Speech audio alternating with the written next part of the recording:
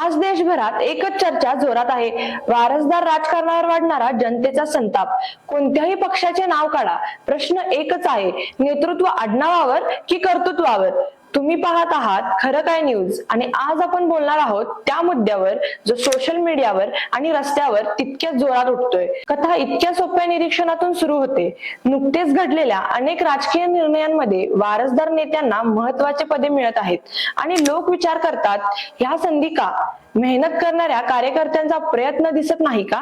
मतदान देऊन जनता काय मिळवते? हे प्रश्न आता जोरात विचारले जात आहेत. सोशल मीडियावर हजारो कमेंट्स आणि पोस्ट दिसतात. नेतृत्व आडनावावर का? कौटुंबिक राजनीती हीच आमची पारंपरिक पद्धत का? लोक आक्षेप घेतात की युवा आणि काम करणाऱ्यांना संधी कमी मिळते. त्या भावना खऱ्या आहेत, कारण लोक त्यांच्या भवितव्याबद्दल, त्यांच्या आवाजाविषयी संवेदनशील झाले आहेत.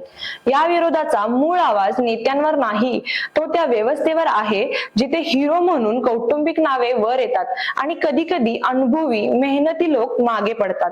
जनता म्हणते, जर वारसदार सक्षम असेल तर त्याला स्थान द्या, पण निवडणूक म्हणजे पात्रतेवर, कामावर आणि जनतेशी असलेल्या संबंधावर असावी, फक्त आडनावावरून नाही. हे काही नवीन नाही. अनेक ठिकाणी, अनेक प्रसंगांमध्ये हे मुद्दे उभे राहिले आहेत आणि सामूहिक चर्चा ही वाढतच आहे. लोक आता केवळ शिक्कामोर्तब नावावर विश्वास ठेवत नाहीत, ते काम, गुण, पारदर्शकता आणि जबाबदारी पाहत आहेत. आणि या मागणी मागेच सरकार, पक्ष आणि स्थानिक नेतृत्व यांना देखील बदल करण्याची एक संधी आहे. जर पक्ष पारदर्शक पद्धतीने उमेदवार निवडत असेल तर त्या पद्धतीची स्पष्टता आणि निर्णय प्रक्रियेची जबाबदारी लोकांपर्यंत पोहोचवावी लागेल. नाहीतर हा रोष पुढील वेळी मतात देखील परावर्तित होऊ शकतो. शेवटी मुद्दा इतकाच, लोकशाही ही जनतेची सत्ता आहे. जर जनतेला वाटतं की संधी समान नाही, तर ती प्रतिक्रिया नैसर्गिक आहे. शासन, पक्ष आणि समाज या सगळ्यांनी विचार करावा की भविष्यात नेतृत्व कसे निवडायचे, आडनावावर की कामावर. तुम्ही पाहत होतात खरं काय न्यूज.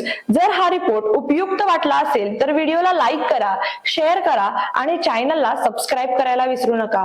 पुढच्या व्हिडिओमध्ये आणखी तथ्याधारित आणि ताज्या विश्लेषणासोबत भेटू. धन्यवाद.